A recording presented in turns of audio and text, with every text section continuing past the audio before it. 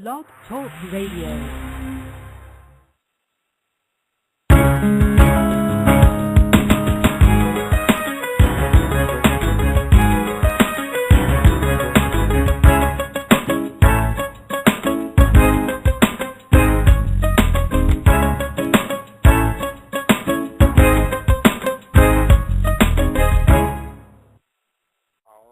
Welcome to another edition of the Urban Wire, episode 49.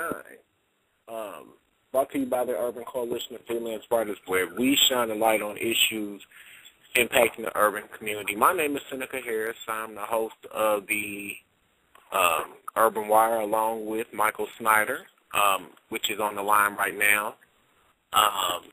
So, Michael, how are you doing this evening? I'm doing good. How are you guys? I'm doing well, just managing the cold and trying to stay warm, and you know it's that time of year, Mm-hmm. Yeah. So, did you get a chance to watch the Super Bowl, or at least get a chance to see some of the commercials? Just happened to catch the tail end of it, actually. Yeah, it was a really good game. I must say, it was definitely a good game, and let me tell you, there were some good commercials, but I'm gonna tell you, the 49ers, they were catching up there, but Baltimore, they still won, but it was definitely a good game, even with the power outage and stuff like that. A lot of people made a lot of jokes about that, but it was definitely a good game. But with that being said, I just want to just let everybody know that you can join our Facebook group page. You can get on Facebook and just search us under UCOFW, or the Urban Coalition of Freelance Writers, and you can join our group page where you can get updates for the show and other news that we have, or articles or clips. And also you can join our YouTube page at youtube.com/UCOFW. Pretty much, I was going to see if you had anything that you wanted to add, because I know for Sunrise Humanity, and can you tell a little bit about that, and any news that you have with your organization? Well, really, here in the wintertime, it's actually, not believe it or not, been a busy winter for me. I haven't got to update a whole lot of stuff with it. But my website is sunrisehumanity.com, and it has to deal with spiritual, metaphysical healing, Reiki education, which is a spiritual healing modality and metaphysical concept, and, trying to, a way to help people out, help people heal and grow and get through things, and that's just kind of what it's about. All right, sounds good. We had a caller online. They called in. I think we accidentally dropped them, but tonight I really wanted to just jump on here really quick, and just to let everybody know, you can call in. If you want to listen, and our live link, you can listen to us at blogtalkradio.com/UCOFW. You can always go back and listen to any of our episodes on demand. We're also on iTunes if you want to download our episodes for free. You can also, I believe you can download them from Blog Talk Radio, but if you have an iTunes account, you can definitely get on there. Just look us up under UCOFW. Also, you can call us live at area code 646-915-8200 if you would like to talk to either one of us. This is going to be probably a very heated discussion, and not really a heated discussion. Really, it's going to be more informative, because I really want people to be educated about gun control.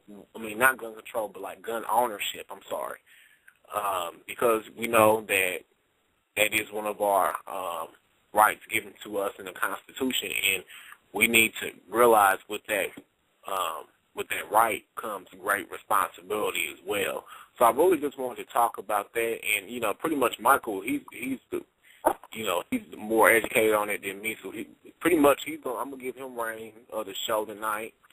and he's just going to give us a background about what gun ownership truly is, like responsible gun ownership, because anybody can own a gun, but we're talking about responsible gun ownership because as we look around, we're seeing people that are taking this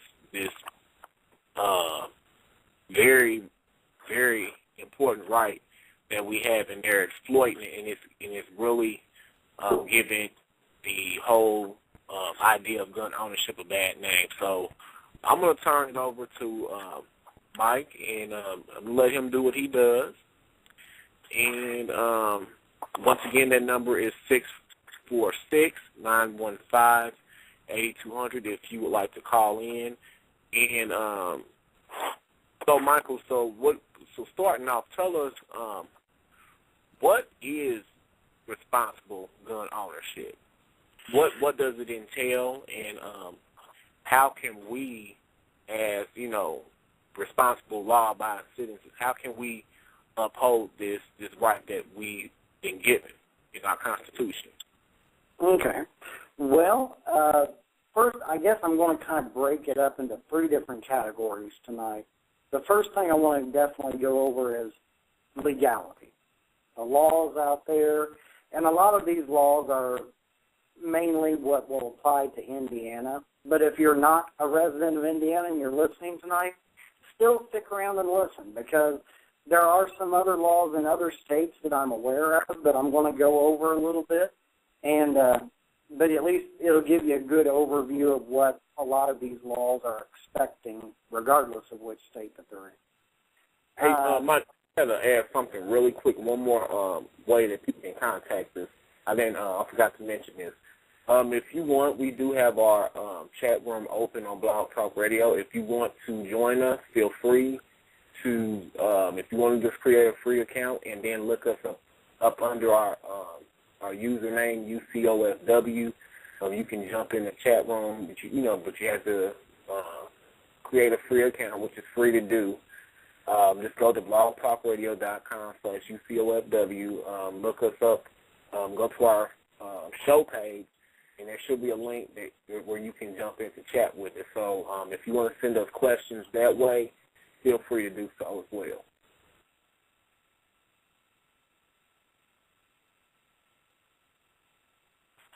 Are you still there?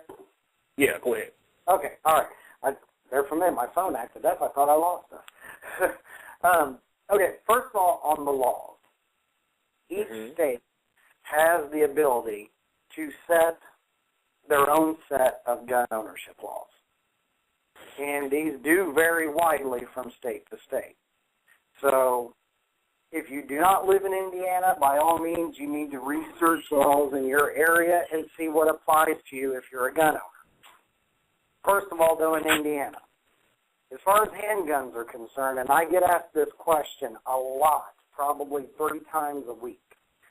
In Indiana, if you want to carry a handgun on yourself, on your person, is how that's referred to in the law. So if you intend to carry the gun on you, and it's a handgun, and a handgun is, a pistol, a piece, the thing that everybody knows what this is.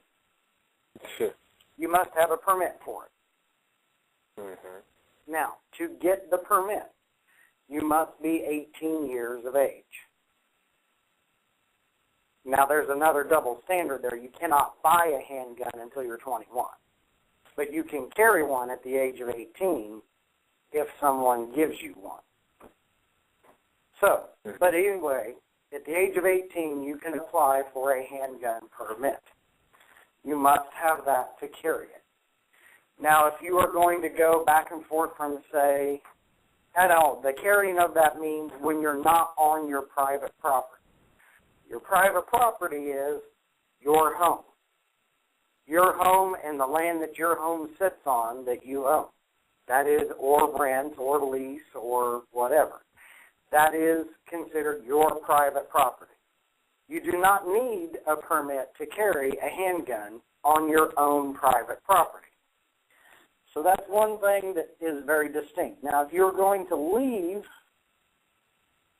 your private property and be out somewhere else. You have to have the handgun permit. Mm-hmm. So there is where it comes into play. Handguns, no firearm of any kind is allowed to be in any courthouse or federal building. So also keep that in mind. If you're going down to even if it's something that you have a permit, you're legally allowed to carry one, and you're going to go down to your city, county government building and say you're going to pay a parking ticket. Take the thing off. You can't take it in there. It's illegal. You can get arrested for it. So that's some of the things I wanted to cover on the concealed weapons permit. Now, for people, say, that are going to, say you buy a gun at a gun store, and you're going to take it home. And you're like, wow, what do? I don't have a gun permit. And this is a pistol. Indiana has a provision for this. You can transport it, but it must be unloaded and can have no ammunition in the gun or in the container or package that the gun is in. So say if you buy a gun at any type of handgun at a gun store, chances are you're probably going to buy a box of ammunition to go with it. Okay, they must be in separate containers, and the gun must be unloaded. And to be extra good and legal, don't put it in the same passenger compartment as you are in. What I mean by that is, if you're driving a car, put the gun and the ammunition in the trunk. Again, separate containers, but they can be both in the trunk. If you're in a pickup truck, you could put them in the back of your truck. But they cannot be... For those of you, and you know, this is just, I just want to just throw this disclaimer out there, and also I just want you to, people may be asking, what gives him the authority to speak on this? So tell us, you know, and I know you can't really speak too much about your, but tell us how are you, what gives you the authority, and like how are you so well informed about this? Like, can you give us a brief background of your knowledge as it pertains to laws dealing with gun ownership? Okay. And, well, you know, and I think that'll give people a better understanding, and you know, and kind of reinforces your background. Okay. Well, personally, I was raised my entire life with firearms of all kinds: handguns, long guns, rifle, shotguns, muzzleloaders. I was raised with all kinds of these firearms growing up. And I'm still a gun owner today, and I'm 34 years old presently. Also, I do have a degree in criminal justice. I do have a concealed handgun carry permit myself, and I have worked in a law enforcement-related field for 14 years. Okay. So that's kind of my background on it. Okay, I just wanted people to know that you're just not somebody that's, you know, that you are an authority in this. Yeah, I do have a background in all this stuff. That's good. So can you continue with, you know, I had a question really quick before you continue. Now, sure. when you refer to being able to carry a handgun, now, does this pertain, like, okay, if I had, like, a permit in Indiana, does that permit hold up, like, if I cross state borders, like if I was going to go to Ohio or Illinois, or does that only pertain to here? Like, or would I have to have, like, a separate license to carry? That is a very good question, and believe it or not, you read my mind, because that's the next place I was going. Mm-hmm. If you have a license to carry a handgun in the state of Indiana, that does not mean that other states will honor your Indiana handgun permit. It does not mean that. So, for all intents and purposes, if you're going to another state, don't take it with you. The state of Indiana does have a law that says if you have a valid handgun permit in another state, we will honor that handgun permit in Indiana. But it's like stipulated under the rules and regulations. Once you cross, even if they honor that, does at that point, do they still have to adhere to the laws here in Indiana as far No. as okay. No. Yeah, and I can tell you now, Illinois, the last time I knew, the state of Illinois will not honor an Indiana handgun permit. I know for a fact that the state of Ohio will not honor an Indiana handgun permit. So several other states, if you're going to travel through them or to them, I recommend that you check with someone in that state that's a law enforcement officer that can tell you for certain. Now, Indiana, say if you're listening out there and you're from the state of Ohio or Nebraska or wherever, Hawaii even, and you come to Indiana with a handgun and you have a handgun permit from your state, we'll honor it. But it doesn't work that way every place. Okay. So definitely if you're going to be traveling, you plan on taking it with you, I can tell you now, Ohio won't accept it. Illinois, last I knew, they did not. Kentucky, I don't know. I think Michigan at one time honored them, but I can't say for certain. So if you're going to travel to a state, check there. Do your own homework and do your own research when it pertains to that. Exactly. Okay. So that's the first thing on handgun permits.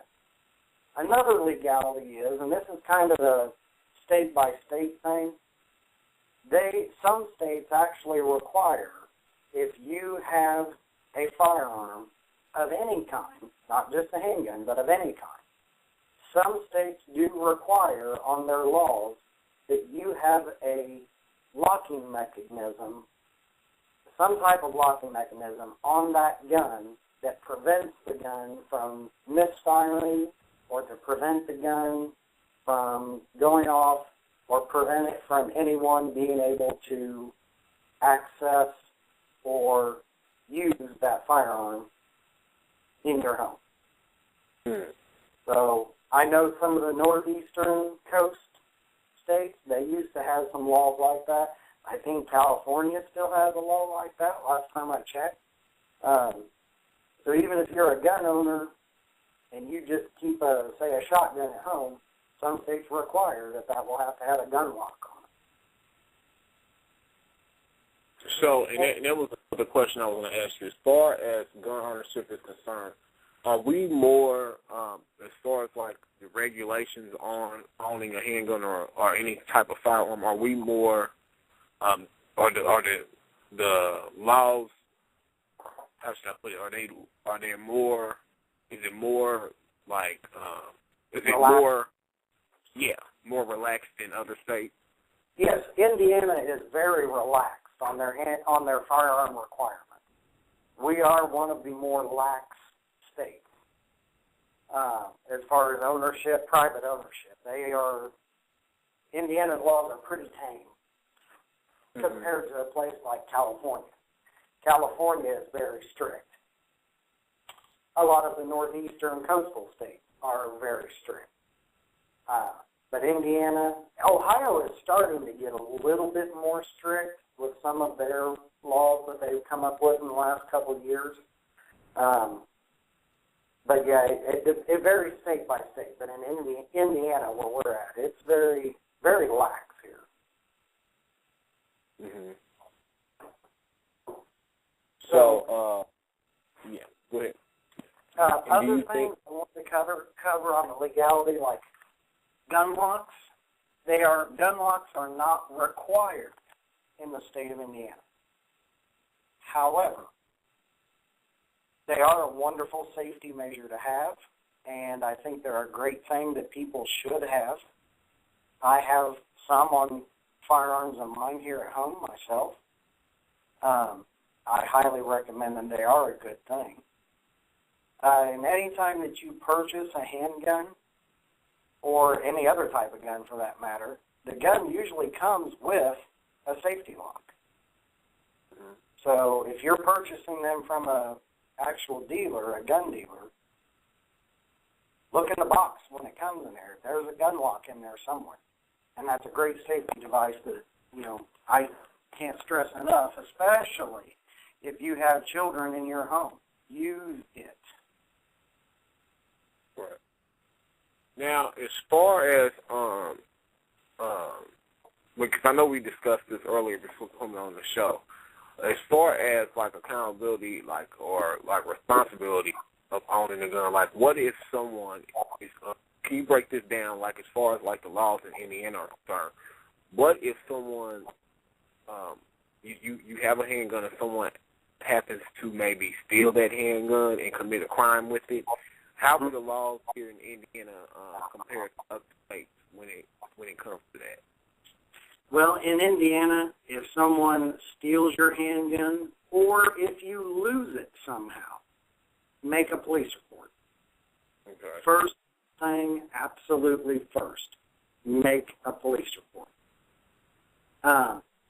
Also, you should keep the type of gun, your make and model and serial number in a safe place. You know, you should keep this information in a safe place. That way, if your gun is lost or stolen, you have that appropriate information to give to the police. And the police will take that and they will enter that information into a national crime database. So, first and foremost, you lose one or it gets stolen, report that. Now, in Indiana, if someone steals your gun and commits a crime with it, if you have done everything you can to report those measures to the police, there's no civil liability on your part in Indiana. However, in some other states, there would be civil liability incurred upon you if someone commits a crime with a gun that they stole from you, or especially if you lost it. Now, you said civil liability. Now, would there be criminal liability as well? No, there's no criminal liability to it, but there would definitely be civil liability. Civil liability meaning you could get sued. They could sue your pants off it.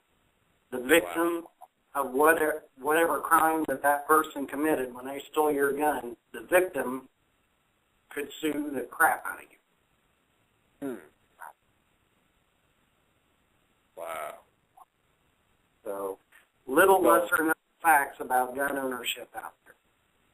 Okay. Okay. The next thing I really wanted to really touch on is with I don't know. I mean, with this right, which I think is a very, very precious right. I think it's an important right that we should take more seriously. What are some of the things or issues that you see out here as far as like responsible gun owners versus irresponsible gun owners, and what is your take on people who have liability? Yeah. Okay. Well, first of all, Indiana is a concealed permit carry, which means your gun, if you're properly licensed in the state of Indiana, you can carry it on your person concealed. Now, legally, could you strap it to your hip and walk into Walmart? Legally, yes, you could. However, is it intelligent? No, it's stupid. It's ignorant to do that. In today's day and age, it may be legal. It doesn't mean that it's smart. Exactly. You know, it's legal for you to drive on a slick, icy road. Is it smart for you to exceed the speed limit on a slick, icy road? No, it's stupid. So, you know, this is one of the things in gun ownership, and so help me God, I have seen people do it. Well, I got a story to tell here in a little bit, but I'm going to let you finish up because I just, you know.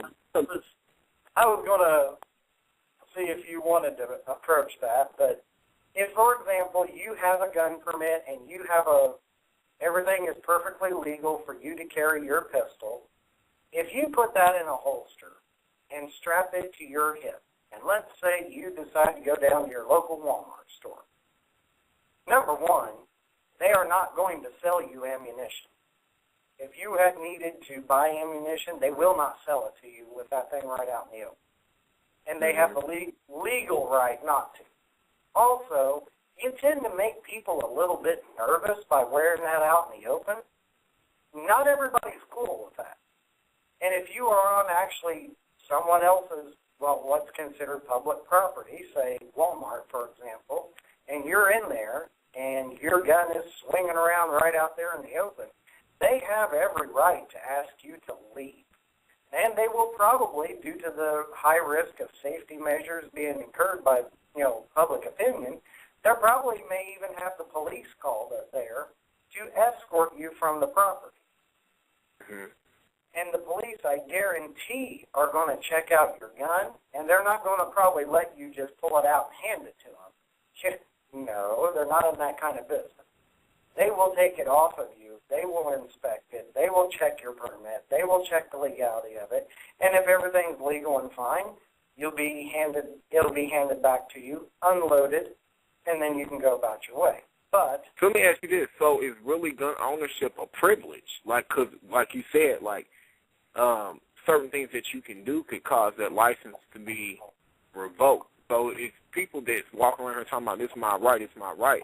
Now, with that right, does it come responsibility? Because if you abuse that right, it can be taken away from you. Is that what you're saying? Absolutely. Now and I don't think people realize that. That's right. And I'll get into here in a minute things that happen that can get your right taken away from you. We'll cover those here in a second. But again, going back to things, if you are a legally licensed gun owner, do not wear the damn gun out in the open. It's stupid. It's not wise. It's not really safe, especially if you're going into the local Walmart. And, and for the love of God, don't wear it out in the open and go walk into a bank.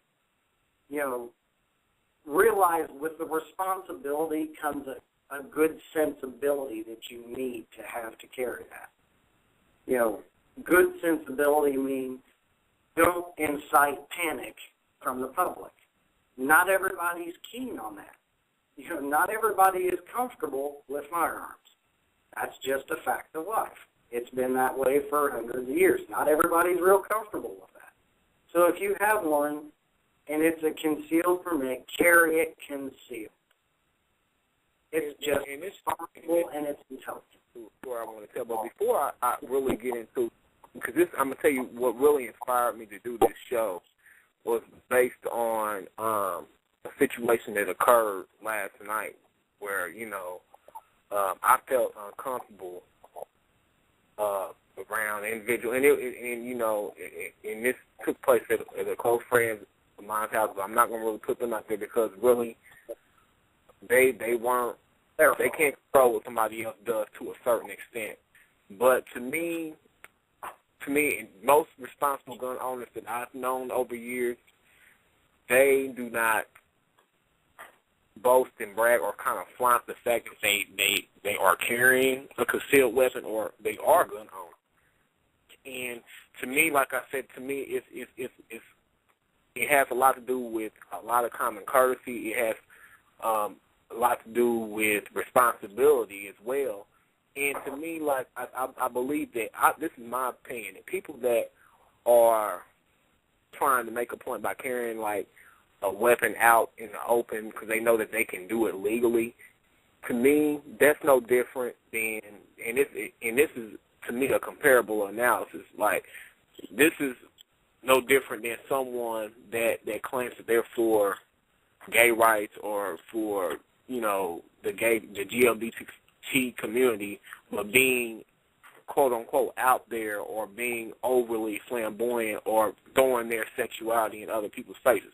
To me, that is no different than someone that has a gun. It's like you're trying to throw in people's face that you have this right, and you're trying to throw in people's faces that you are a gun owner. And to me, that's not what owning a gun is about.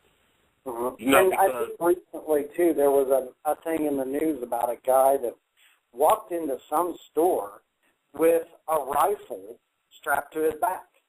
Yeah, I've seen that. While in Indiana, the handgun permit applies, again, like it says, handguns. It applies to handguns. You do not need a permit to carry a long gun, a rifle or shotgun. Now, just because you do not need a permit to carry it does not mean you have the right to strap the rifle to your back and walk into your local grocery store. You know. Now, I was going to ask you, because I briefly saw this, but did they ever say what resulted from that? Because I believe someone caught footage of that, like someone had like a smartphone, and I guess that picture became viral. But do you know what resulted from that story? I can't remember. Or no, I don't. And to really give you an accurate idea of what that person would be up against, I need to know what state it occurred in. But I know here in Indiana, again, would it be legal? Yeah, it would probably be legal for you to go to the grocery store with it on your back. But I can tell you right now, you're going to be asked to leave. And that store, those property owners, the people of the store, the workers there, have every legal right to ask you to leave because of that.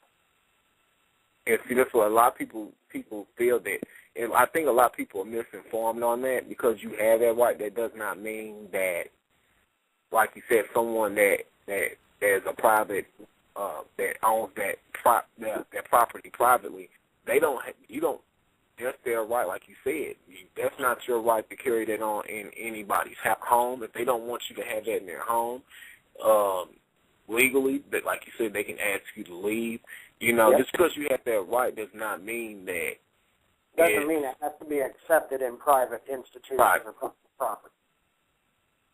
You know, obviously, it's illegal to take it into schools. It's illegal to take it into government buildings or courthouses.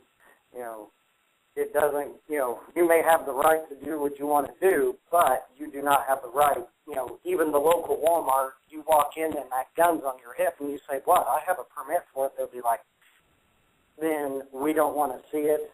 If you're going to wear it like that, leave. Mm-hmm. And they have the right to refuse you to be there by all means.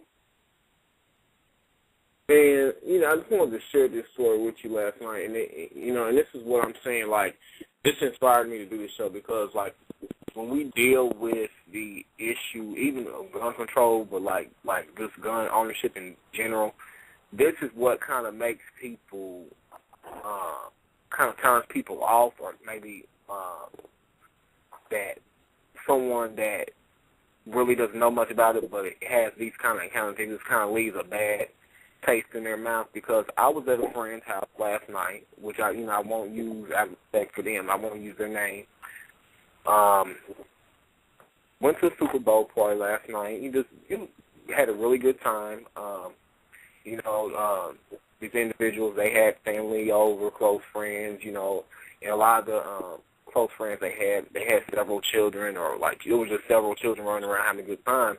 And, all was well and good until towards the end of the party, where two of the individuals there felt the need to walk around with their host, like a gun on their hip, and brag and, like, kind of show off the fact that they are gun owners, and not even having the courtesy or really having the respect for other people that were at the party, to where they didn't want to keep that concealed. And honestly, I think it was kind of inappropriate for you to even have that gun on you when you're amongst, like, close friends and family.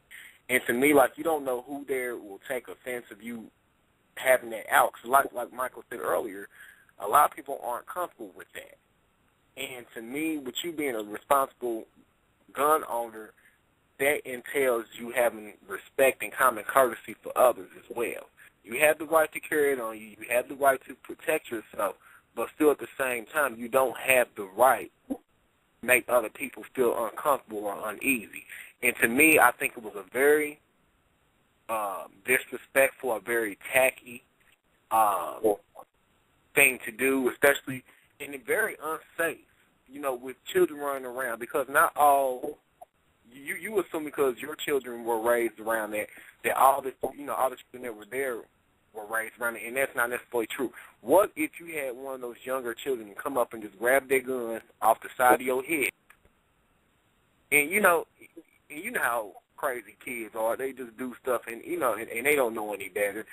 That to me becomes a safety hazard, and at that point, that is a clear violation of what a responsible gun owner is.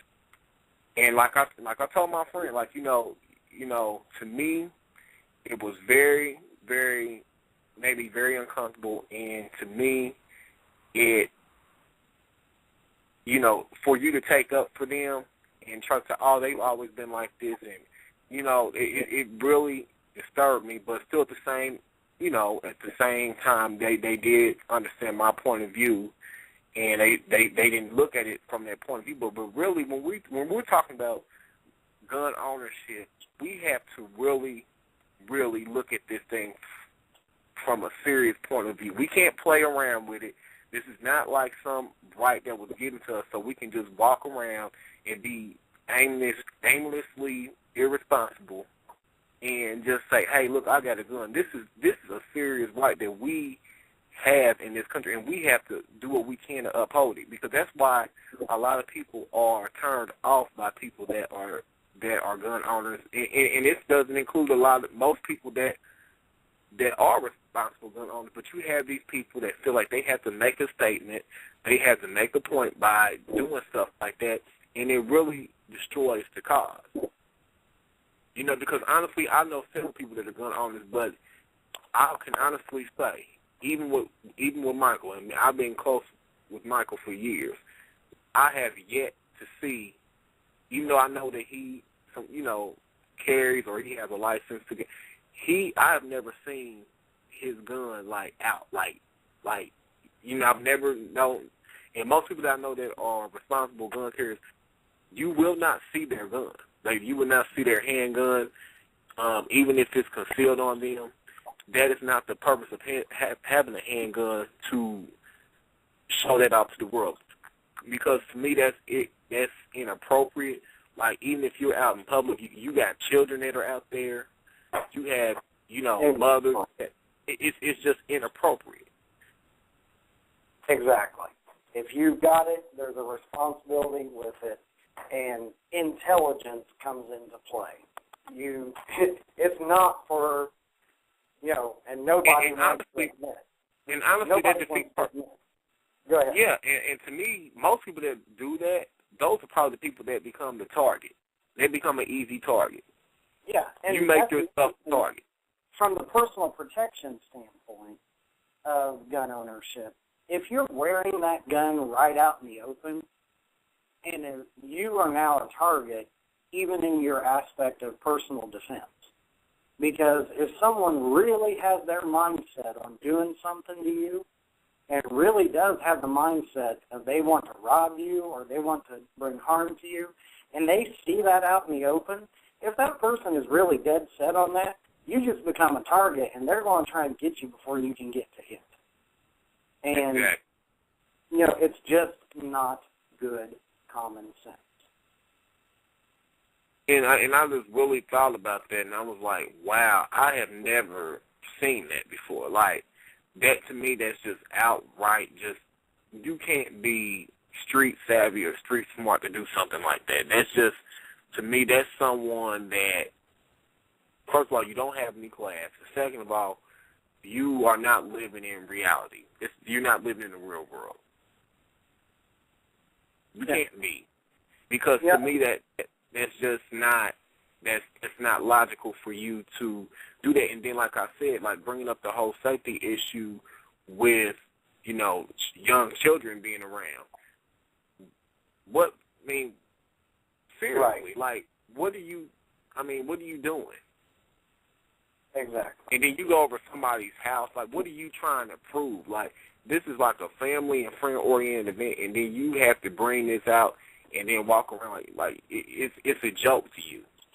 This, to me, it was not a joke. It was very tacky, very tasteless, and I'm sorry, you know, and this is just how I feel about it. You know, it ruins the cause, you know, it makes people uneasy, and then you wonder why people are so much against gun ownership and you know, and gun rights, because you have these individuals that ruin it for the people that are responsible gun owners. Now, another thing I wanted to talk about is, what are things as a gun owner and a or as a valid person with a valid permit to carry, how could you lose your permit? Things that could happen or that you could do that will cause you to get your gun permit revoked. Hold on, Mike. Before you jump into this, I want to give people a chance if they want to say something. Okay. We have a caller online, 317-294. You just listening at this point, or? I am. I'm just listening. Okay.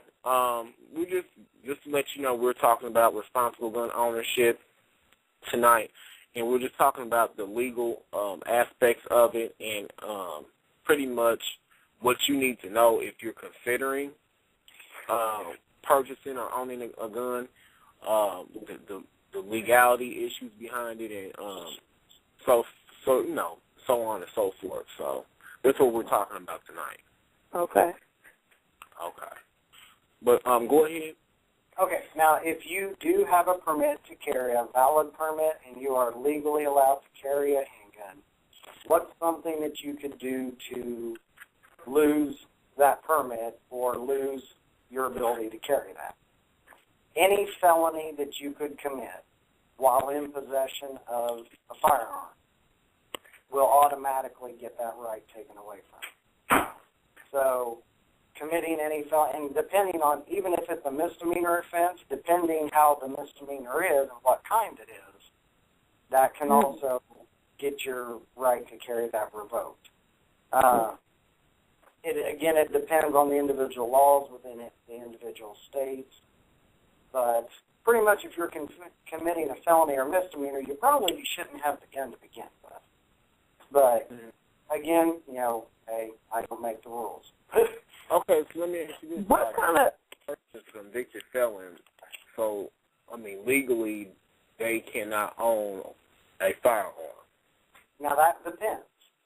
You could be convicted of a felony and still be allowed to own a firearm, at least in the state of Indiana. The way that particular law reads is you can lose the right to have a firearm if you commit a violent felony. Violent, okay. So what about someone that commits does that mean like rape or something as well, or any absolutely. like sexual? Yes, absolutely. Absolutely. What kind of checks do they do prior to purchasing a gun? Well, currently, that depends on a couple of different things. In Indiana, there are federal checks and state checks that are done in Indiana. Other states, I know every state has to do the federal check, but each individual state may require further checks as well. Basically, that is checking for criminal history, background, and protection orders. Because if you have a protection order against you, not as a protected party, but as the restrained party of a protection order, they'll deny you buying a gun. So that's one of the things. And depending, again, on your criminal background, they do a criminal history check, which looks for violent felonies. Now, if you have a misdemeanor that is not violent, say you had a DUI, well, okay, if you had it, or let's say battery, that's a better example. Battery, misdemeanor battery. You got in a fight one day and went to jail, and say it was last year, or let's say it was 2 or 3 years ago. Depending on the laws, you may have to either wait a period of time before you can come back and purchase that gun, or you may have to be denied if it was within a certain time frame. So that depends. Okay, I had a quick question, Michael. Like, as far as if you have a gun permit, is there sometimes can they just how should I word this? Can they suspend that at any time, or once they take it away, or once it's revoked for a lifetime? Well, that would depend a lot on the circumstance. Yes, they can suspend or revoke a handgun license at any point in time. And once it's suspended or revoked, you may or may not get it back ever again. Again, that would depend on the state. In Indiana, they'll actually hold a hearing on the matter, and you would be advised in writing of the date and time of the hearing, and you can attend the hearing and state your case and cause, preferably with a lawyer, as to whether or not it would be revoked or suspended, and any limitations as far as whether or not you could ever get it back. Now, what if one state revokes your gun license? Would that be active? I mean, would that carry over to like any other state, or would it just be for Indiana? Well, if we revoke in Indiana, like I said before, our laws here are pretty lax in comparison to other states. Mm-hmm. If Indiana revokes you, chances are all the other states are going to revoke you as well. But, say, for example, in Ohio, they're pretty strict on their stuff over there. So let's say you applied for a handgun permit in Ohio, and for some reason under the sun, Ohio says, no, we're not going to give you a permit. And then let's say you move to Indiana a couple years later, and you apply for a permit in Indiana. Indiana may very well go ahead and grant you a permit. Oh, wow. So it depends on, Ohio has a long list of things that you have to comply with to get that permit. Indiana's list of requirements isn't very long. So you may not meet the qualifications in one state, but if you go to come over to another one, you may meet their qualifications. So when we were talking about earlier, I think we were heading that direction, but I want to go back there. When you apply for a permit, and I'd like the caller just asked, and I want to kind of delve further into that question that they were asking. When they do background checks on you, is there like any way that they can, and I know it's a problem because of HIPAA laws, but is there any way that they can check to see if this person has had any mental illness in their background or anything of that nature that would be a deterrent of you guys giving them that license? Is there any way that you guys could even, or you just have to go off of the, word pretty much?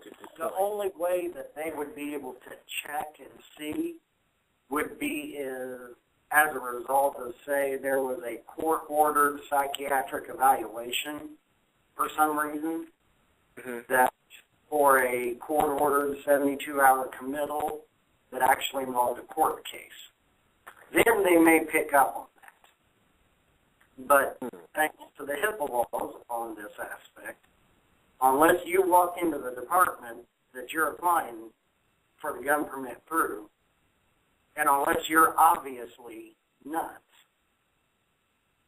but you deny the fact that there's a problem, chances are they're probably not going to know about it. And do you think that that's something that needs to be really addressed? Absolutely. I am a gun owner, and I am very, very cautious about some of the gun control issues being a gun owner, but that is one that I am entirely in favor of, and I don't think that anybody would want to. I think that would just be more common sense, that there needs to be a better way to keep the guns out of the hands of someone that is obviously not mentally stable enough to have them. Right.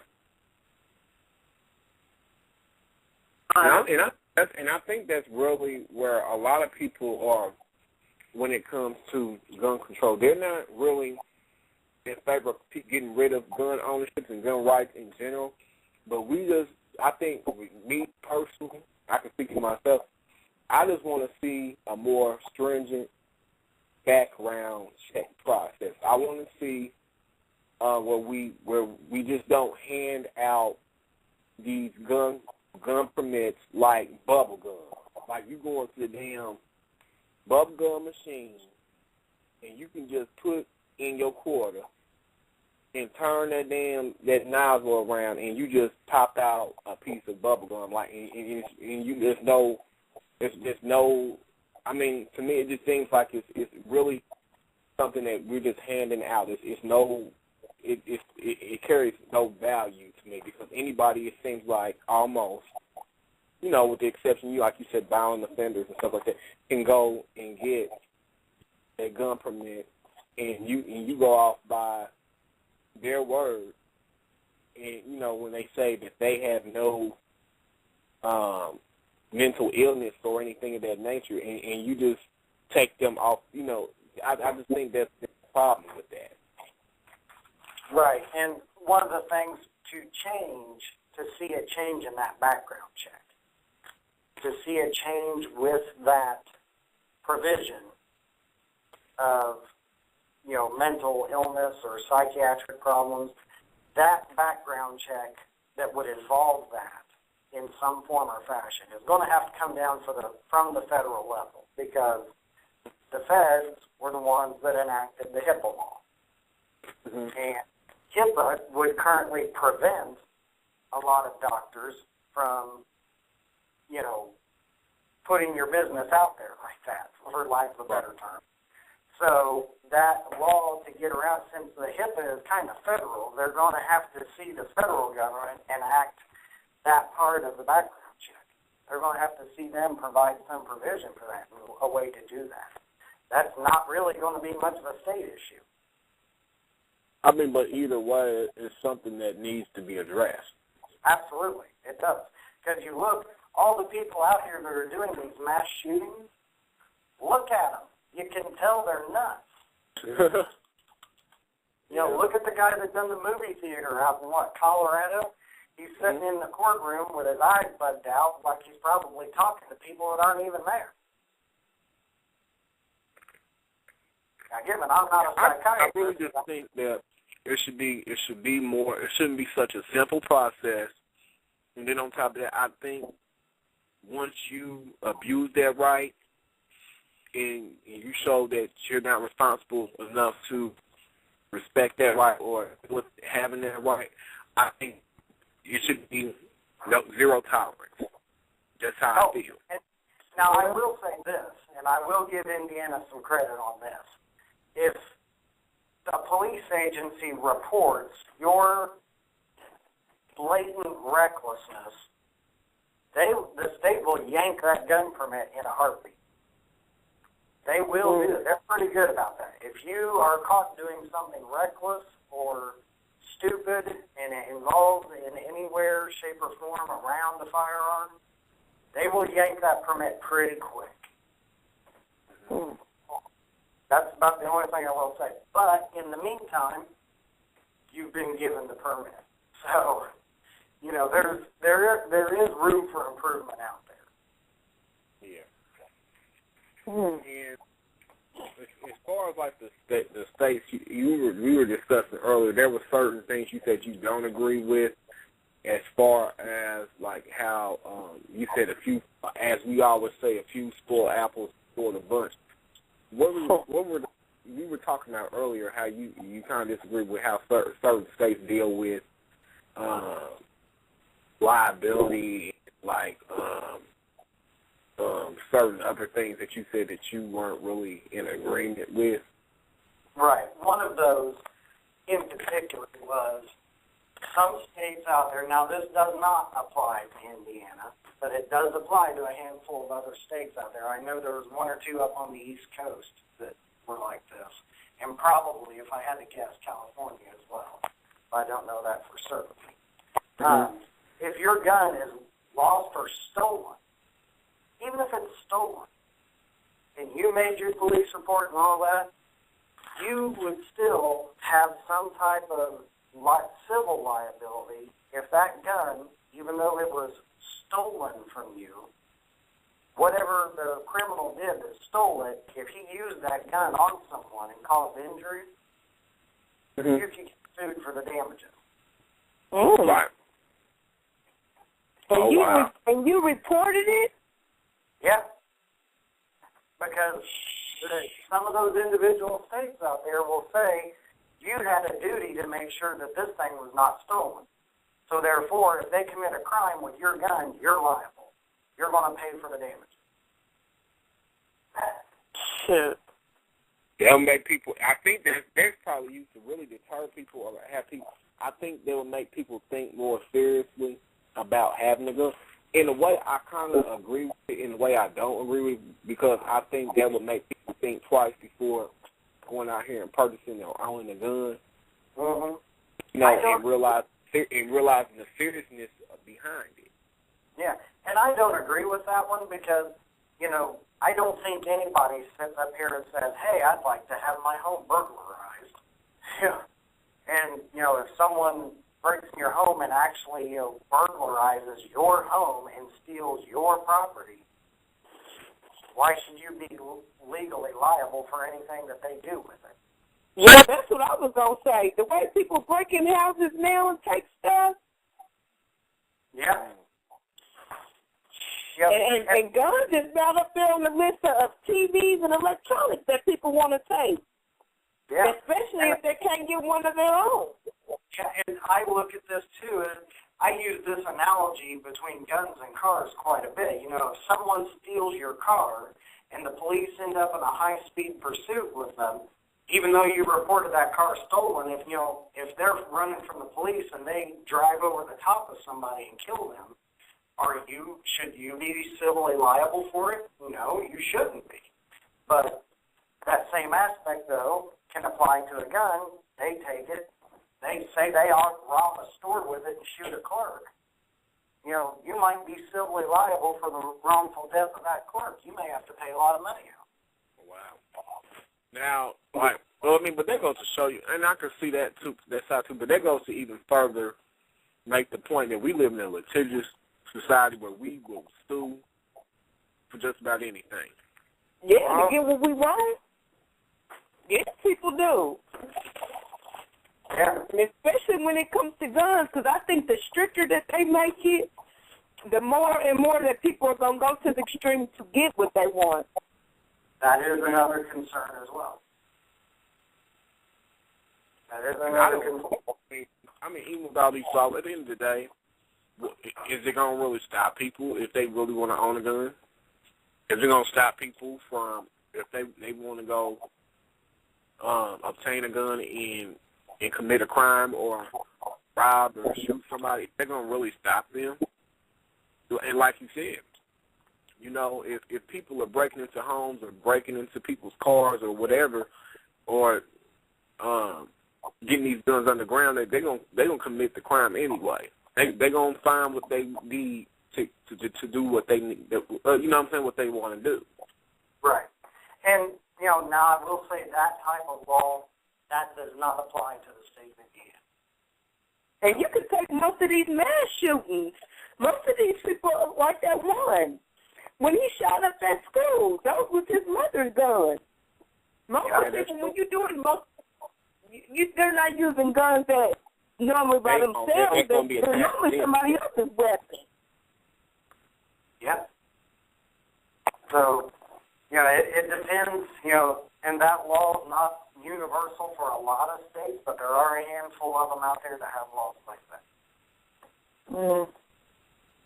That's one thing that I would stress for anybody that is a gun owner or plans to be a gun owner, check your state's laws out.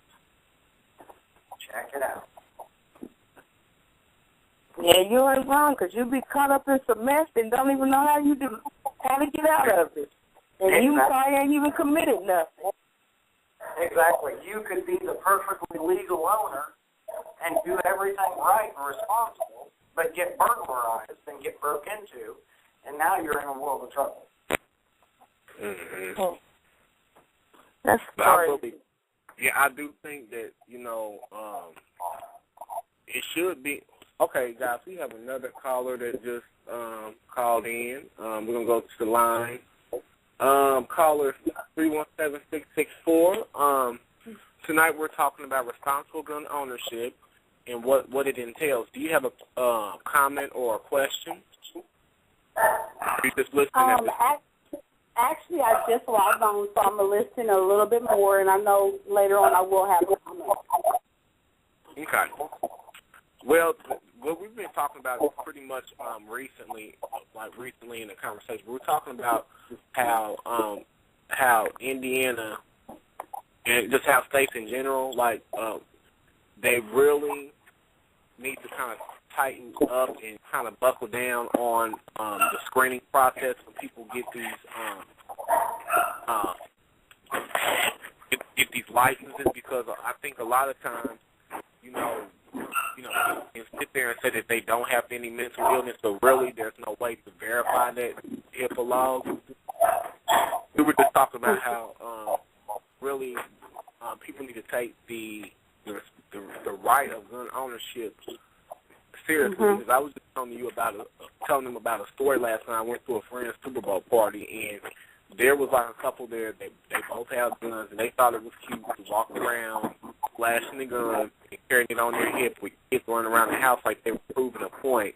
And to me, I think that is very tacky. It's very disrespectful, because you don't know other people there that will take, offense to that, and pretty much that kind of make people feel uncomfortable about being able to own guns. And that was the point I was trying to make. That's why a lot of people are against gun ownership, because of a few bad apples that make it bad for other people. And we got to kind of get serious about gun ownership and responsibility, especially with these mass shootings that happen. We have to kind of look at these issues, because, like you said, the last couple of shootings, and just in general, you look at these people, they were able to purchase these weapons. They were able to purchase ammunition, and you wonder, wow, like, as crazy as they came off in the media, how were they able to even obtain, first, a gun permit, but second, how were they able to purchase the weapons and the guns, and it should have been all kind of red flags going on. So that's what pretty much we've been talking about up to this point. And Michael's been giving us like a lot of legal information, a lot of helpful information so far. And pretty much that's what we're talking about. And anytime you want to jump in, just say what you have to say. But Michael, it's like, well, I would like to say something though. I think a lot of times you have these companies that are selling guns to people just to make money. I think that they really do need to do the screening, because, a lot of these companies fail to realize they could very well be selling the gun to someone who has either been charged with a crime or who is deemed as a dangerous person, and I think that the screening is very, very, very important, and not just focusing on making $1 and building some type of huge industry. That's just one of the main issues that I'm facing right now, because I deal with a lot of people at my job that actually carry guns as well, especially working in a law office. And it's very crazy how they walk around with these guns, and I hear the conversations that they talk about, and the conversations are not deeming them as responsible people, because all they're talking about is what they want to do to somebody else. And I think that is the issue when these people carry guns. A lot of times their mindset is not about, what the gun should be intended for, like hunting or, just collecting them, but they intend it for harmful use. Right. Yeah. Let me ask you this. Personally, are you for or against the right for people to bear arms? Or do you think that it should just be, people should be more responsible with it? I truly am for the right to bear arms, especially for people, but I am really going for people who are responsible. I think that a person that, I think that Second Amendment, should really of course, like it really goes towards all people. But I think that the right to bear arms should only be for people who are responsible. You know, like if you have someone that has committed a crime or has been a felon, of course, we know that the state does say that, you know, even if you are a felon, there are, that, you know, like you're not able to really carry a handgun. But I think that the right to bear arms should only apply to those who are responsible. So, yes, I am for it, but I think that you should only be able to carry it if you are deemed responsible. And this is, and I mentioned this before you called on. I think it should be zero tolerance. I think once you slip up and you do something reckless or you do something that's just flat out stupid, and you abuse that right, I think it should be revoked, and it should be revoked permanently. It shouldn't be any suspension to it.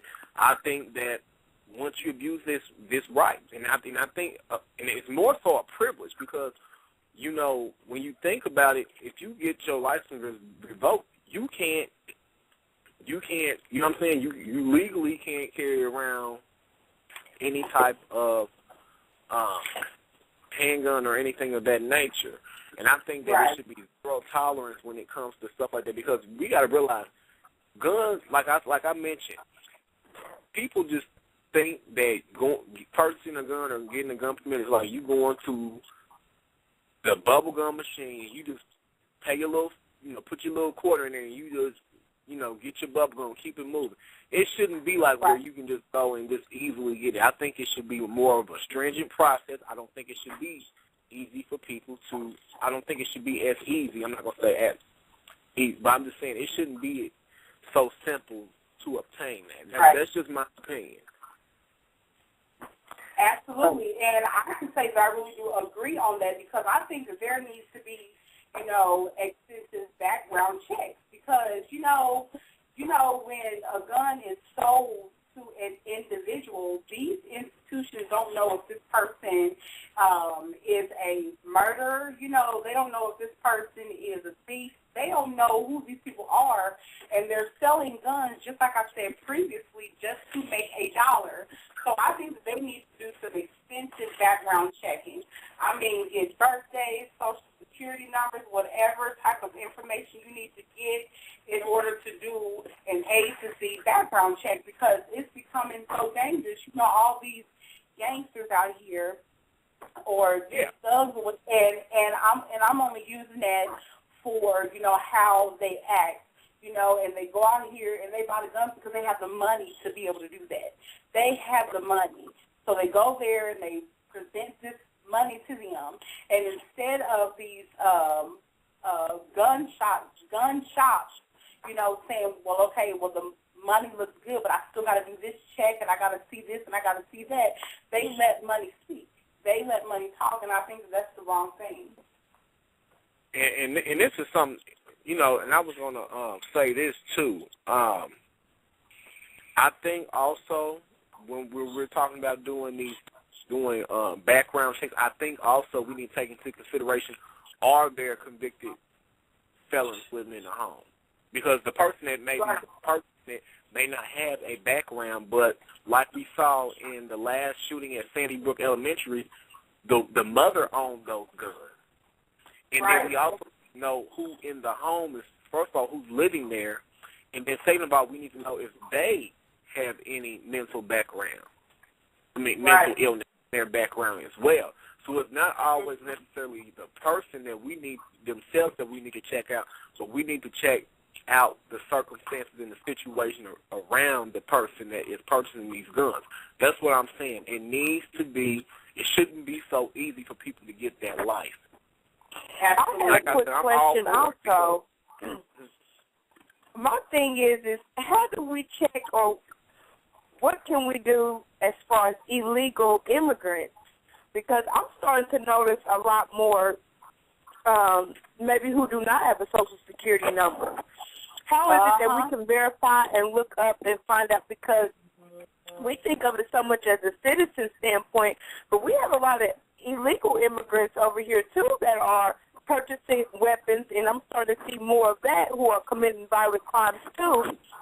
How is it that we can check, or to what measures can we go to make sure that what ways we know if they're suitable for purchasing a handgun or a firearm also? Yeah, what if they present, and you know, I'm just keeping it real.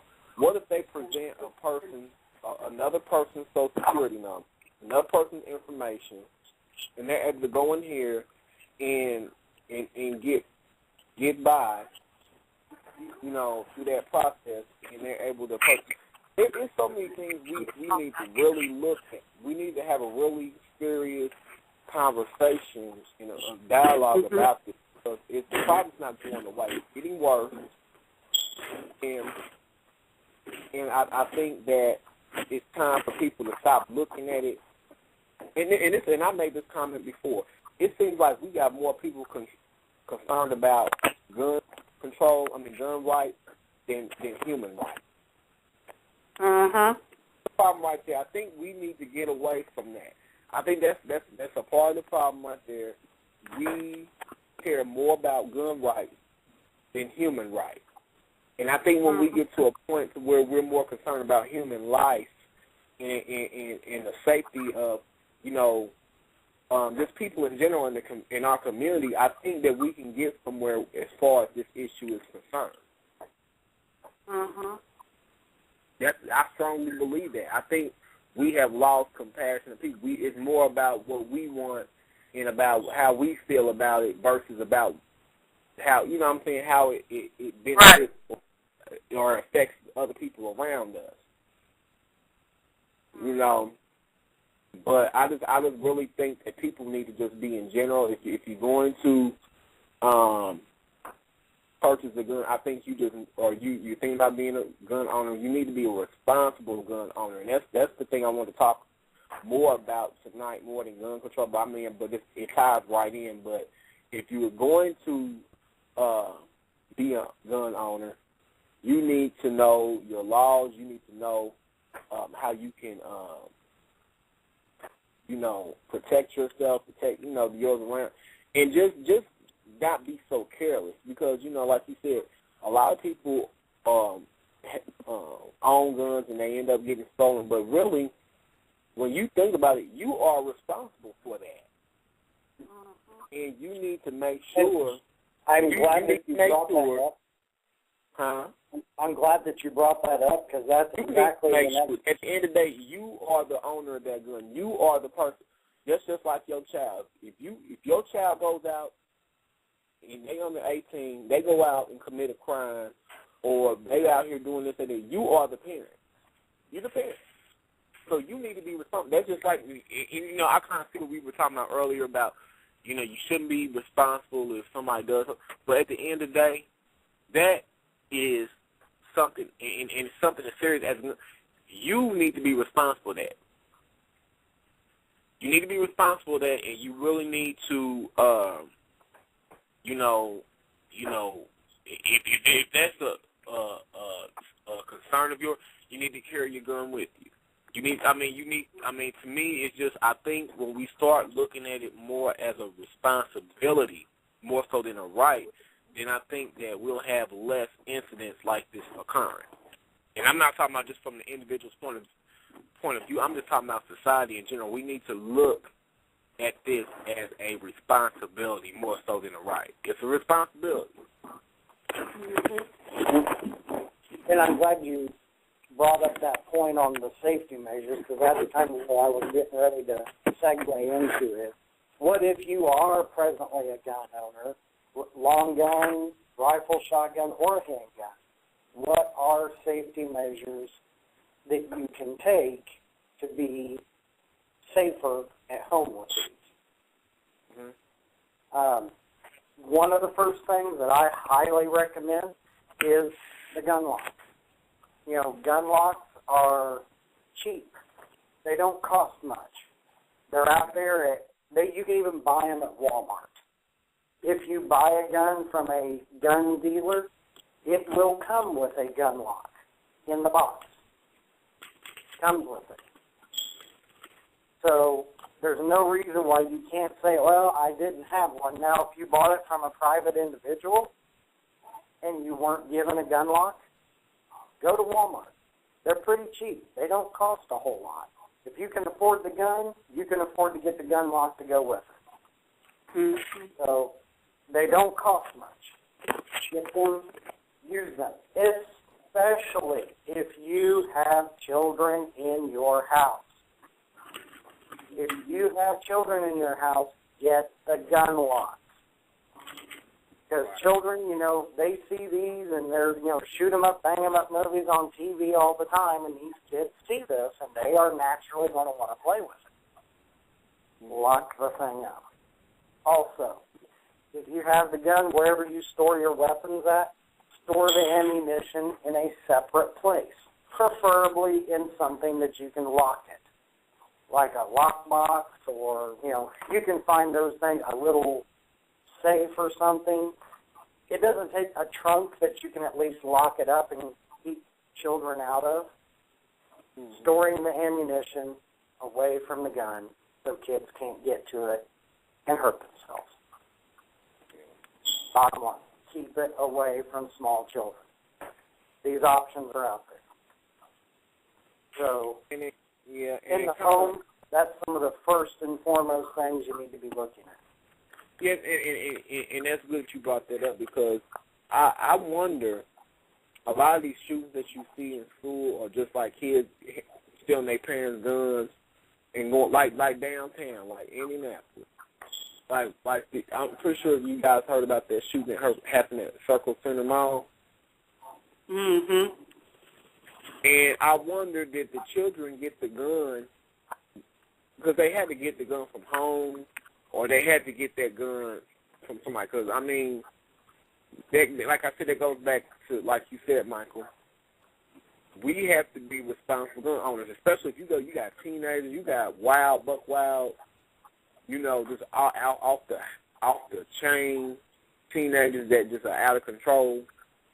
At least you can be parent enough to make sure if you're going to own a firearm, make sure you said, like you said, that certain measures are taken to where they can't get that gun and go out and do something. Mm-hmm. And I know that's probably easier said than done, but like I said, at the end of the day, you are the one that chose to be a gun owner. So that leads back to you needing to be responsible for what happens, with that gun. Mm-hmm. Another safety measure out there is if you are currently a gun owner and you're sitting there and you're thinking to yourself, well, with everything that's going on, a lot of gun owners out here didn't receive any formal training. Number one, there are a lot of resources online to provide safety tips. Also, any gun dealer or anyone that's licensed to sell firearms, you should be able, as a citizen, to call any one of them and ask them about safety tips, safety handbooks, or courses that they could possibly give you information about where you can get additional gun safety information. They're going to either have it or they're going to give you a reference to someone to contact to get that information. The info is out there, and most of the time, it's free. You don't have to pay for this information. It's out there. People are more than willing to provide you with these safety guidelines. Okay. Michael, I think we have another caller that just joined with us, area code 317-331. Do you have a question or a comment as it pertains to responsible gun ownership and how people need to take this right more seriously? Because I was telling them about a situation earlier about how, but just in general, how people feel like they have to make a point that they are a gun carrier and they have to carry it on them, like where people have to see it and they just trying to make a statement. And I'm saying that kind of hurts the cause because people are turned off instead of, you know what I'm saying, because of a few bad apples. So what is, to me, if I can ask you, what is good what is a responsible gun owner, and do you have anything to pretty much say as far as that's concerned? Yeah, I'm just tuning in, so I'm trying to get the logistics of the story. So I'm just listening for a while before I make comments, and I just want to just listen for a second, then I'll tune in. Okay, that's fine. That's fine. But yeah, like I was mentioning earlier, we really have to look at this as a responsibility, not just a right, but a responsibility, because when you're dealing with handguns or you're dealing with just guns in general, these are powerful weapons that, if not, you know what I'm saying, they can really hurt and kill people. And I think a lot of people don't take that seriously. They think of it as a joke. They walk around, like they said, flaunting and showboating, like, it's something that's just making them feel like you said, they have power. Yeah. Like yes, Michael was talking last night about how some people have this cop mentality. Yeah, we were a lot of about people think that it's cool or something. That I have seen a lot of people that I call wannabes that want to be a cop, or somehow thought they wanted to be a cop, and they think that carrying this gun around makes them cool like that. It's not, and those people got issues. Right. Yeah, I mean, I was telling probably 3 people, I was telling them about last time I went to a Super Bowl party at a friend's house, and I'm not going to, out of respect for them, I'm not going to, put their name out there. But there was just, there was a couple there that they both had guns around there, and they felt that it was just really cool and really neat for them to, really show off their gun and pull it out and just show, it, and just, carry it around. And it was more so of the wife that was doing it, and I'm talking about, girl, that is so inappropriate for you to do around these children. And you assume that your children are used to that. What about these other children that are running around here that's not been exposed to that?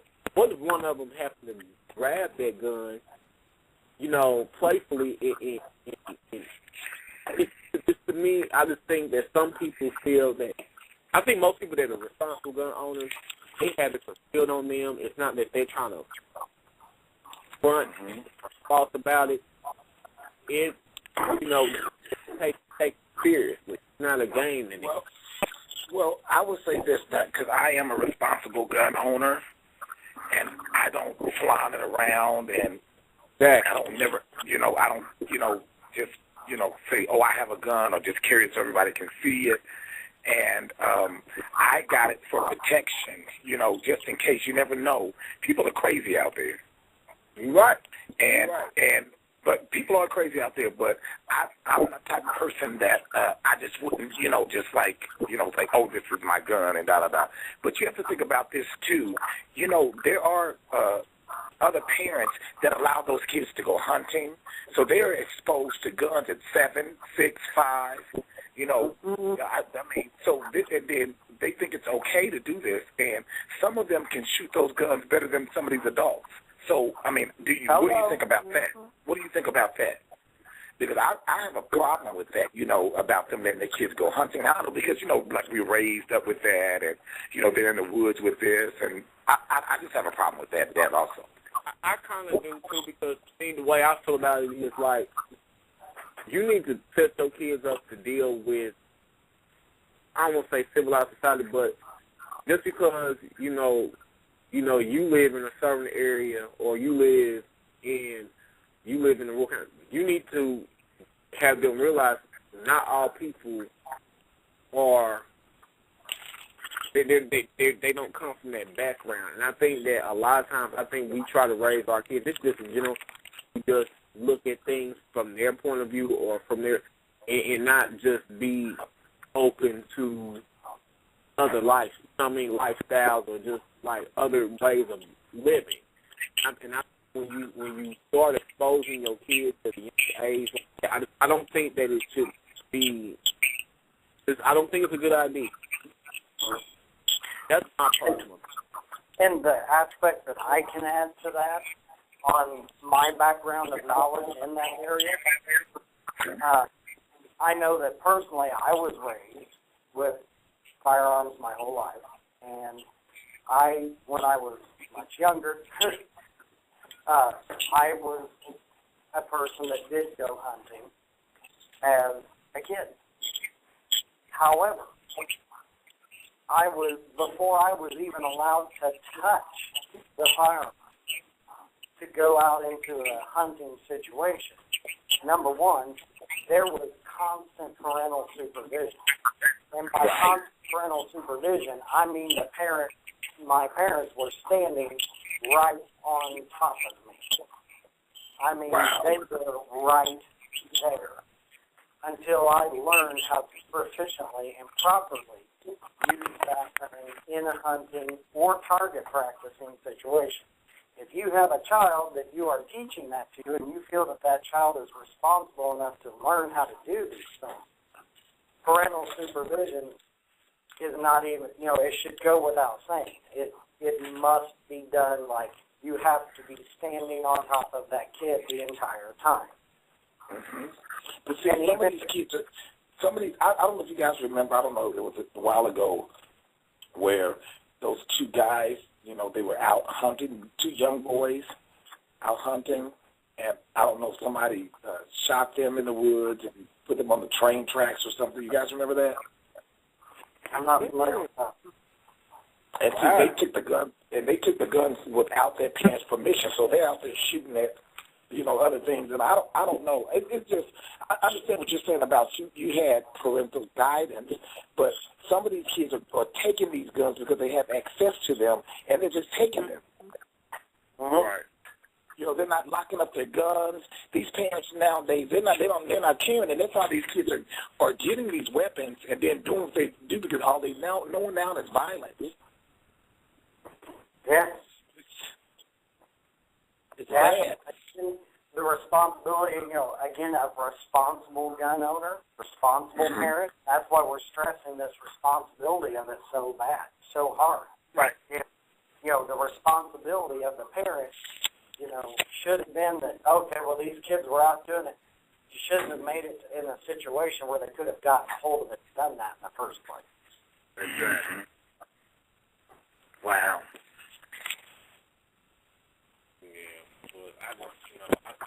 So Caller 331, what do you feel as far as like you discussed this earlier, as far as background checks? Should they be more stringent? And like, what do you think as a responsible owner? What would you like to see as far as like how these background checks are carried out? What questions or things that they should look into? Because I mentioned earlier that I think not only should they check the person, they should check the person's home life and know who's living in that home and what.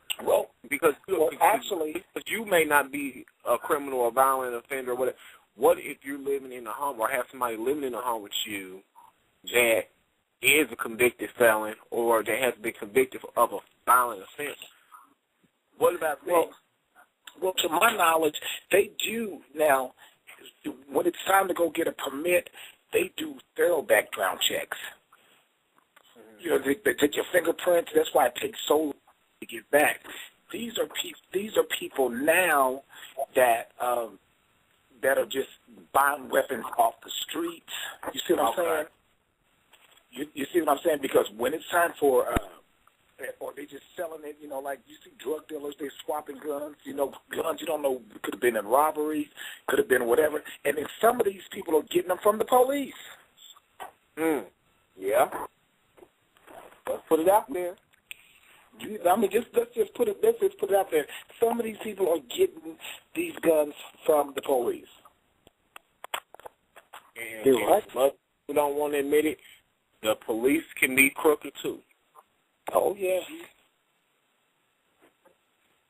And especially when you look in these bigger cities, it's an industry in the underground sale of these weapons. You see what I'm saying? And I really think that, and you're right. And I think when we talk about gun control, I think we need to look at it from that point of view, really more so from the illegal side because, but how can you stop it? especially when you got people that's supposed to protect the certain when they in on it too. Well, as long as you have drug gangs, all of this, I don't think it can be stopped. Yeah, I really don't think it can be stopped because nowadays you can go to pawn shops and get guns. I'm just being honest. And some of these pawn shops are not doing thorough background checks. Now, I will say that. The pawn shops are a real pawn shop would allow you to, they'll do a check on you just like if you go on to get a gun permit. It takes 7 to 8 days before you can take the gun out of the pawn shop. Nowadays, you got so many crooked people, even in the pawn shops.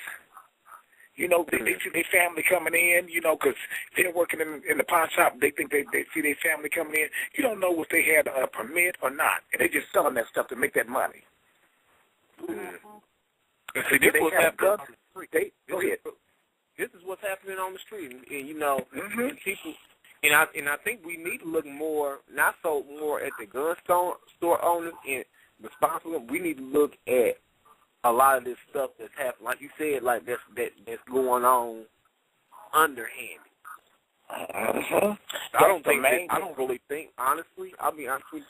I think it's a slight issue, but I don't think that, like you said, I don't think it's really the total issue is with the background checks, which it kind of is, of we need to do thorough background checks, but I don't think that it's really the gun, like the legitimate gun store owners.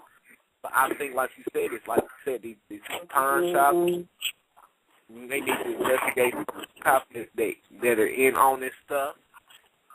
I'm gonna tell you, and I don't care how anybody takes it. They're in on it too, as far as the drugs, as far as the guns, come up in on it too. And it's a lot of like underhanded stuff that's going on that we need to look into, and the government needs to do investigation on. It's more like the underground, like the little under the table stuff that's going on. So I don't know how y'all feel about that. They doing everything to get a gun. I don't care what it is. Bending over backwards, bending forward, whatever it takes to get a gun, they'll get it if they want it. Nowadays, you don't know what they're doing to get a gun. That's right, because I feel like, when people do whatever they can to get a gun, like they feel like they are powerful because they feel like a gun, speaks louder than any type of words. They feel like that they can do this. They feel like that they can do that. So they just feel powerful with the gun. And I think that is so unnecessary. That really is.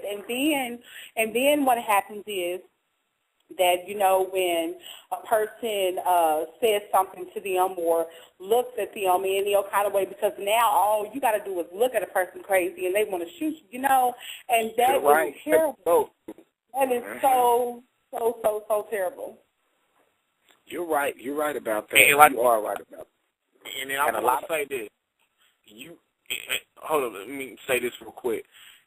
You really have, like I said, getting back to responsible. You know your temper, and you know how you own the gun isn't for everybody, and you have to kind of look at your personal situation because you don't want to set yourself or put yourself in any situation that you're gonna harm yourself or other people around you, and you putting yourself in a situation where you're going to be held criminally liable for your action.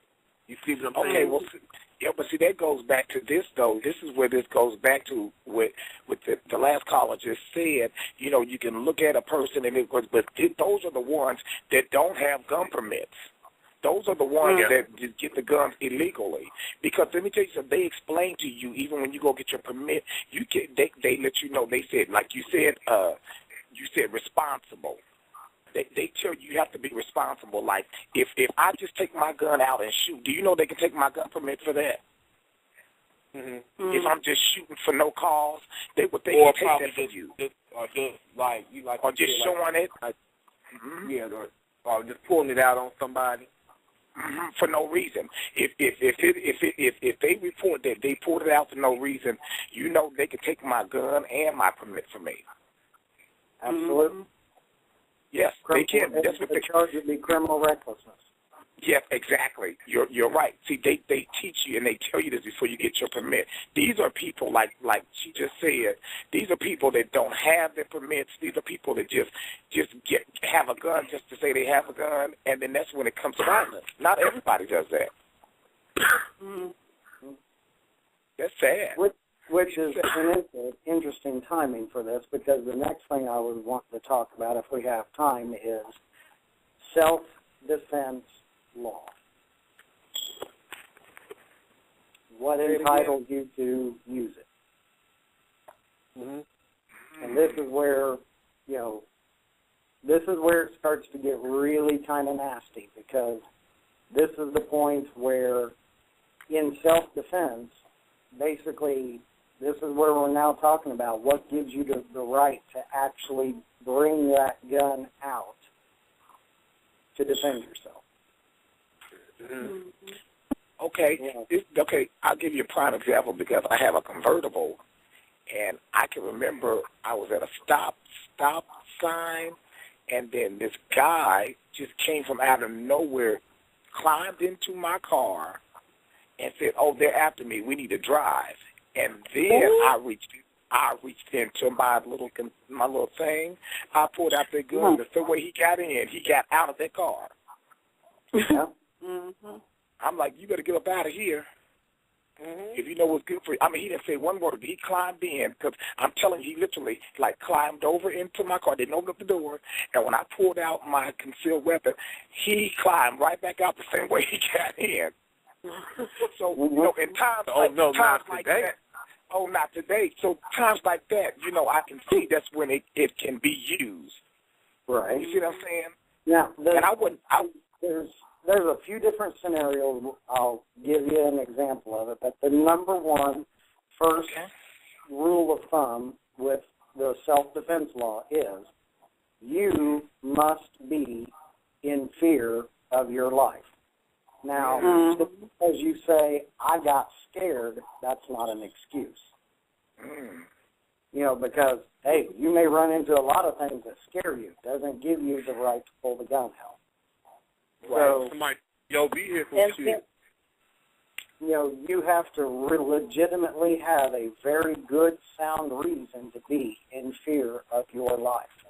Because we're not talking about, I took a baseball bat and knocked the guy out. No, we're talking about I pulled a gun out with the intention to possibly take that person's life.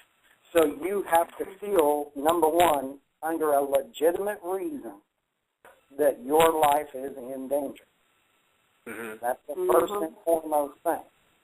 Now, you can't use the excuse of, well, he was running his mouth and standing there and yelling and cussing at me, and so I pulled out my gun. No, not good enough. You can fear of your life. The other part to this is you really have to show that there was no reason that you could get away from the person.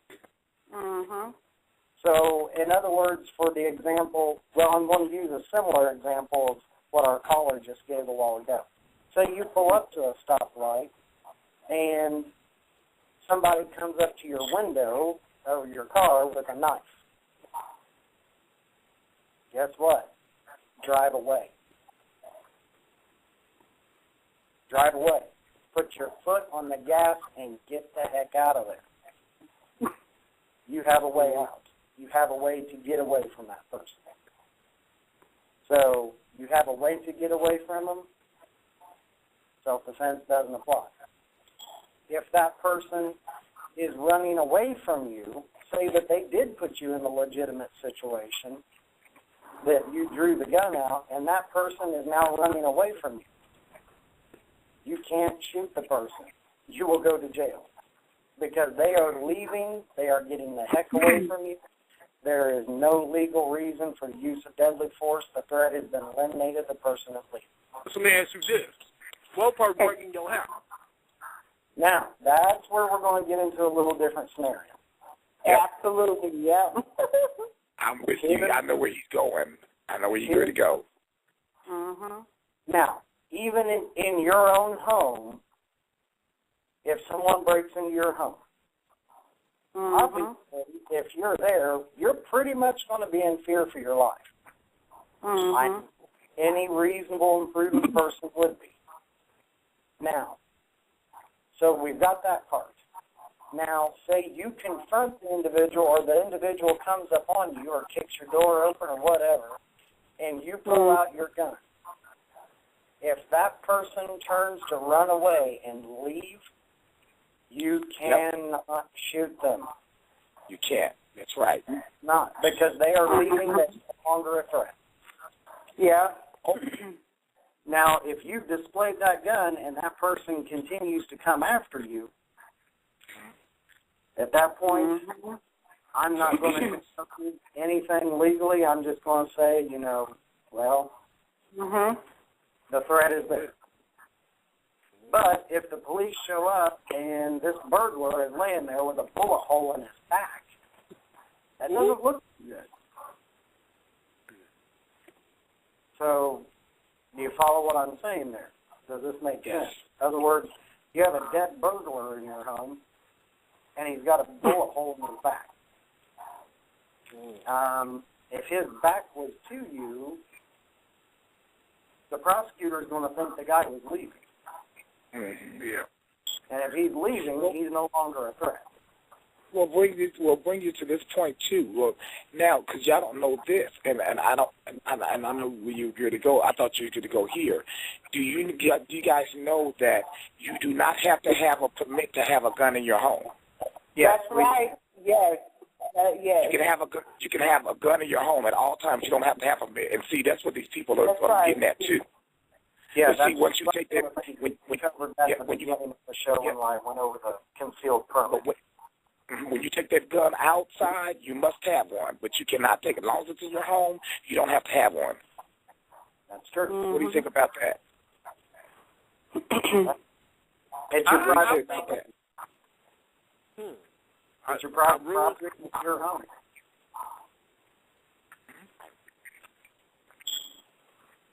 Okay, you could say that like you have some dope. He said you could say that dope is your property and that dope is in your home. And it's obviously going to have that. So, I'm just saying. The idea of the concealed weapons permit in every one of the states, that in all 50 states, the idea of having it was having it outside of your own private property. So that's the reason that they have these permits available and why they have the permit process in the states is to prevent people from taking them out into the public. Well, the thing is, what's the point? People wearing them out on their hip and wearing them out, making people uncomfortable. That's not concealed. That's true. Right. That's bullshit. Yeah, and it is ignorant, and it is stupid to wear it out in the open. Making a statement. Most people that have good sense, they don't show their guns. No, that's the good sense. There's an awful lot of them out there that don't have the good sense. So you don't know what you have, and then I don't understand it. I really don't. Those are cowards to me. Yeah, and then the other thing about dealing with the self-defense laws and dealing with the guns at home, and this goes back to the good sense. What's the first rule of thumb about a gunfight? Don't get into a gunfight. Number one rule, don't get into one. Do everything you can to avoid getting near that type of a situation. That's why they say, self-defense law doesn't apply if the threat is leaving, if they're leaving you or running away from you. Also, a little scenario I want to give out in the area of self-defense is, what if it's not to protect your life? What if it's to protect someone else's life? There's another situation. Say you are a gun owner, you have a gun in your home, and your house gets broken into, and you see that a said burglar is trying to get to your children.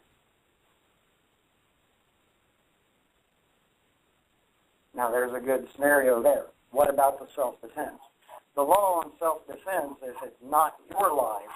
The person that you are, quote-unquote, defending must be in a situation of a life-threatening situation, and have to have no way to be able to defend themselves. So that's another aspect of the self-defense laws is the person that you are defending has to not be able to defend themselves, and they must be in a life-threatening situation. Senator, can I say one thing, please? Well, actually with two. Another part of the self-defense law is that you have to use the equal amount of force. Just like what everyone has been saying is absolutely correct. You can't bring a gun to a fist fight, because, of course, you're going to be looked at as the person that is accused of causing bodily harm. And then another thing is that, when the young man was talking about not having to have a permit while you're inside of your home, we live in a day where a lot of people will abuse that and merely open up a window and just shoot out the window, and I hate to say it like that, but a lot of people's mindset is just so warped to where, we don't know what it is that they will do. But, it's just so crazy. But, even though you do not have to have a permit while you are in your home, I still think that is very dangerous because people still do things illegally with those guns inside of their home, period. Yeah. And I'll tell you this, chances are if they're stupid enough to do stuff like that, can you imagine what they're going to be like when they're in the public with it? Right. Mm-hmm.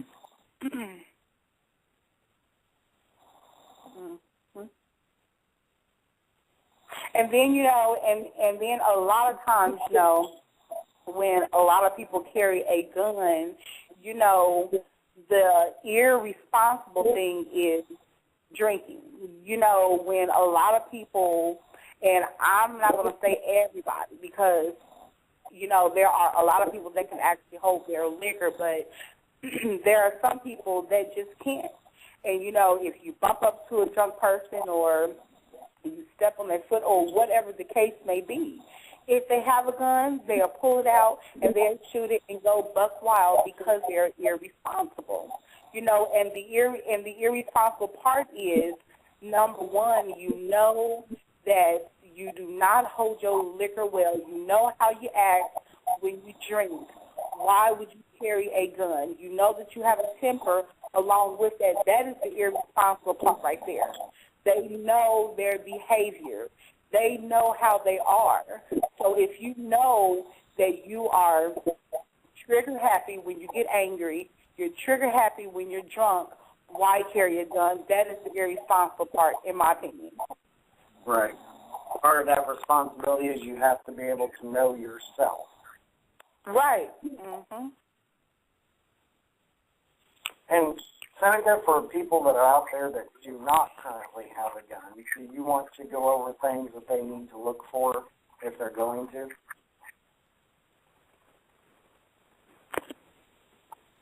Are you talking to me? No, I was actually talking to Seneca about him. Oh. Are you there? Are we just talking amongst us? I think we might have lost him. He occasionally has some technical difficulties. Oh, he probably did. Oh. So well, what should we do? If we lost him, he'll be back with us in a moment. Okay. But one of the things that, the other things I was going to touch on tonight is if you are a person out there listening that has been there's been a lot of talk recently in the media regarding gun control issues and all that and gun rights and legalities. If you're a person out there that's really wanting to look into becoming a gun owner, then a few things I'd like to put out there that would just be like food for thought, some things that you need to think about. Number one, like the caller said, know yourself. If you are a person that is extremely afraid of a lot of things, maybe this isn't a good idea for you. If you are afraid of a lot of stuff out there and, a lot of things really put you in a state of panic, not a good idea. If you have to be the type of person that in a very fearful, very panicked situation, you still have to be able to keep your head on your shoulders. So that's, and like I said, if you know yourself and you know you can't handle liquor and you drink a lot, not a good idea. If you have a really bad temper that you go off half-cocked a lot of times, probably a real good idea. Not something that you should probably consider doing. If you're able to keep your head and keep your cool, and everybody, in panic situations, they call them panic situations for a reason, because, they're stressful and people freak out. But if you're in a situation involving a gun, you better be able to keep your head on your shoulders. If you can't do that, if you can't manage to work through a moment like that, don't get the gun.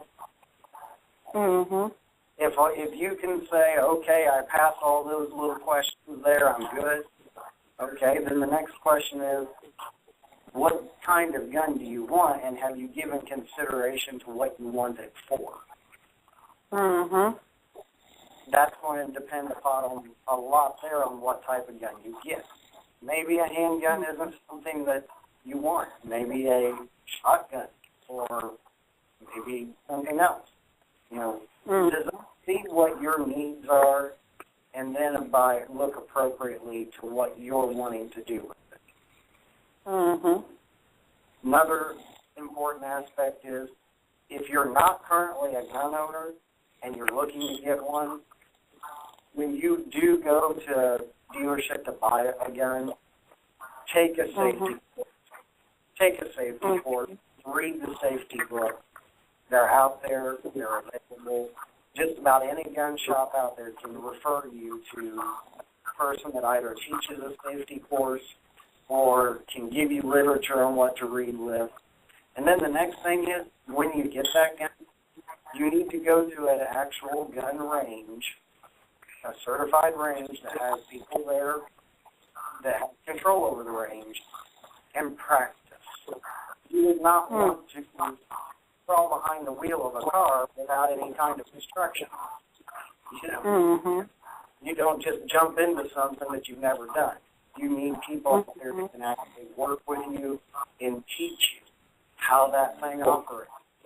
People, the safety measures that need to be in place while you're doing this. And, but the resources are out there. They just, ask about them. And if you ask, they can put you in touch with them. Because you wouldn't want to just buy the gun and then start carrying it. You don't know what the thing does. You need to practice, think about it, and you need to think about it long and hard. It's not a decision to rush into. And then, another thing that I would like to say, too, is that stereotype has arose because, you have a lot of people that carry guns, and now every person, that carries a gun is deemed as being irresponsible or is deemed as being scary or whatever the case may be. So now, when you do have responsible people that are carrying a gun, because, either it's for self-defense or what have you, so now they are looked upon as being dangerous people, but that is because a lot of people in today's society are abusing their rights to carry a gun. They are abusing that. They're just like I said once before, they carry it on their hips to make a statement. This is what I have. This is what I can do. So you dare not talk to me, or you dare not look at me crazy because I have this. And it's more as a statement. So, so I truly believe that nowadays, in today's society, a gun is not used for what it, should be intended for, but it's used for want. Because I'm not going to say that, a gun is needed, 24/7. I truly believe in a lot of circumstances